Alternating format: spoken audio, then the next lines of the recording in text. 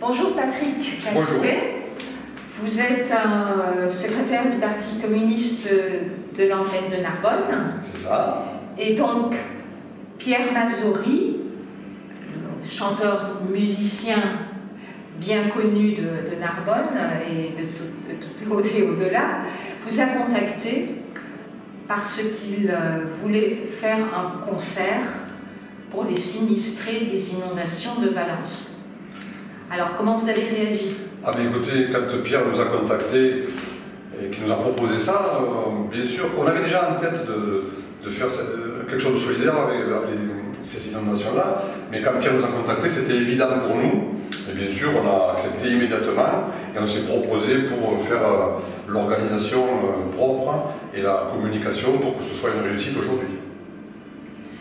Et ensuite, pour acheminer les bénéfices de cette journée, de ce concert, donc Alors aujourd'hui, donc on a pris contact avec nos homologues du Parti communiste espagnol, notamment une des responsables principales qui habite justement à Valencia, et donc tous les bénéfices seront reversés intégralement et directement via nos homologues espagnols aux villages les plus touchés de la région de Valencia, parce qu'il y a beaucoup de villages qui sont encore aujourd'hui, 2 mois après, dans des situations assez dramatiques.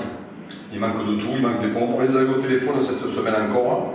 Il manque de tout. Il y a encore des maisons qui ont de la boue, de l'eau, donc il nous faut des groupes électrogènes, des pompes, de l'eau potable, des habits chauds. Donc voilà, tout ce qui manque là. Sauf que nous, on pense que c'est eux même les mieux placés là-bas sur place pour aller au plus près des populations les plus démunies. Et donc ce sera reversé dès la semaine prochaine, dès qu'on aura fait le bilan financier, qu'on espère le plus haut possible, pour leur envoyer ça immédiatement. Oui, donc c'est encore le chaos et il faut absolument de l'aide pour les sinistrés de Valence. Oui, la situation est très très compliquée encore, même 2 mois après, et il y a des villages qui sont très très touchés. Je vous dis, les contacts qu'on a eus, il nous semblait, vu d'ici, vu de France, on pouvait penser que ça s'améliorait. Alors certes, il y a des endroits où ça s'est amélioré, mais il y a encore beaucoup de villages, notamment les plus touchés, ce qu'eux ils ont appelé l'épicentre de la catastrophe, qui sont encore, il y a des dizaines et des dizaines, et même des centaines de maisons. Certaines ont été détruites complètement, d'autres sont interdites d'accès, ce qu'on appelle un péril immédiat. Même les familles ne peuvent pas rentrer pour récupérer des affaires. Donc ils sont encore logés, certaines familles sont encore logées soit dans la famille bien sûr, mais y compris dans des gymnases, dans les écoles, tout ça. Et il y a beaucoup d'écoles touchées, nous on pense beaucoup aux enfants, parce qu'il y a beaucoup d'écoles qui sont impraticables, et les enfants doivent faire des kilomètres et des kilomètres pour être dans un certain d'autres établissements qui sont du coup très surchargés. Les conditions d'études ne sont pas au top. Ah, bien sûr. Merci. De rien.